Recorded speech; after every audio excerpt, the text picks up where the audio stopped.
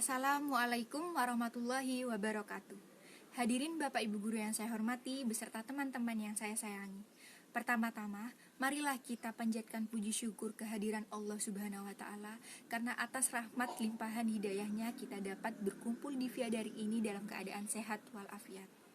Pada kesempatan ini, izinkan saya untuk berceramah perihal wajibnya berhijab untuk kaum muslimin, terkhusus perempuan, teman-teman saya yang saya sayangi dan saya cintai.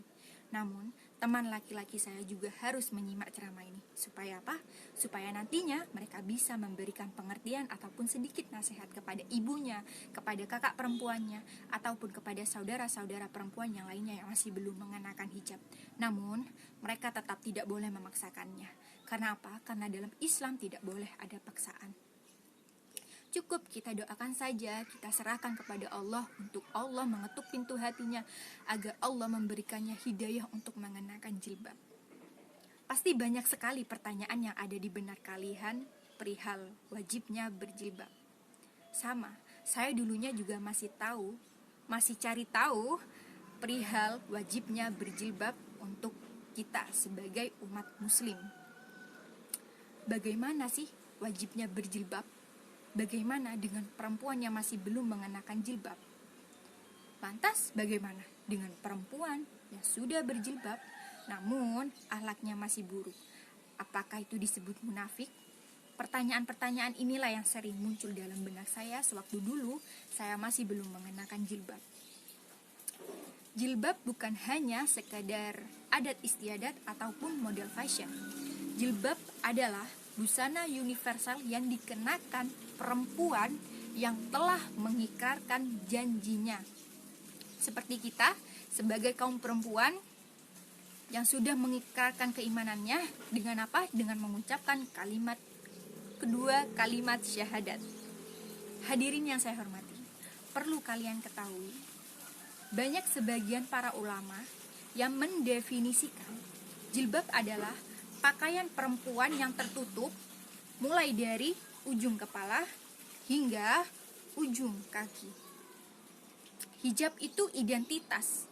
Hijab itu kewajiban yang harus dilakukan untuk kita sebagai perempuan. Jadi, mau dosanya segunung, aibnya segunung, hijab tetaplah kewajiban. Jadi, tidak ada istilahnya wanita pakai jilbab itu munafik. Barangkali dia itu menjalankannya karena apa? Karena dia ingin menjalankan kewajibannya yang diperintahkan Allah. Barangkali dia ingin mencoba tasatur atau menutupi aibnya. Setidaknya dia tidak menutup dosa dengan membuka aurat atau tidak mengenakan jilbab. Jadi, jangan jadikan aib burukmu sebagai alasan untuk kamu tidak mengenakan jilbab. Kalau kamu bangga dengan aibmu sekarang yang sangat banyak ini, lantas kamu tidak berhijab, itu bukan malah mengurangi dosa-dosamu, malah ini adalah menambahkan dosa-dosamu.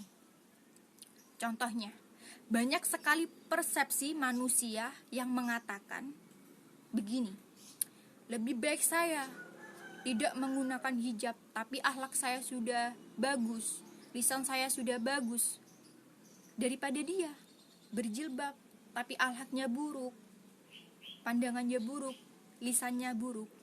Nah, dalam masalah ini kita harus menyalahkan siapa? Harus menyalahkan yang berjilbab ini? Ya salah. Salahkan saja dua-duanya.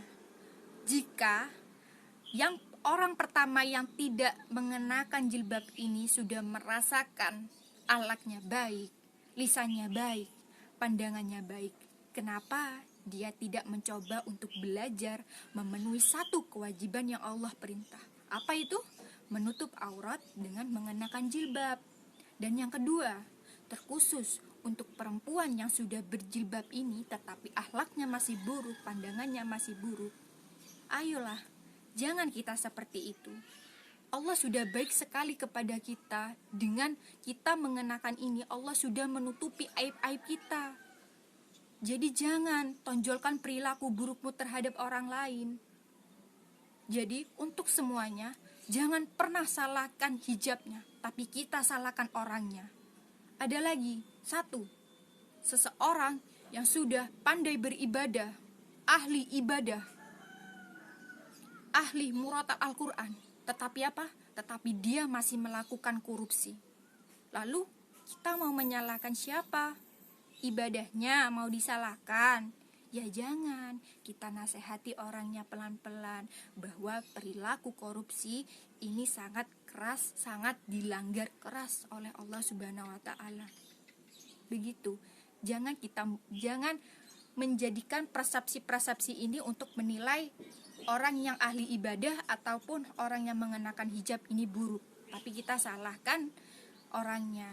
Jangan pernah salahkan ibadahnya ataupun jilbabnya. Hadirin yang saya hormati, saya pernah melihat di YouTube ada beberapa anak kecil yang diinterview soal perihal mengapa mereka wajib mengenakan hijab.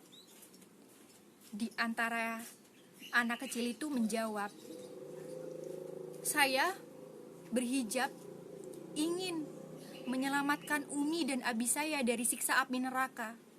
Saya berhijab untuk memenuhi kewajiban yang Allah perintahkan kepada saya.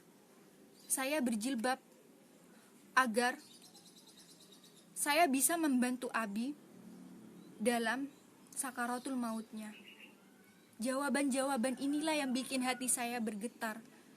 Jawaban-jawaban inilah yang bikin saya malu. Kenapa?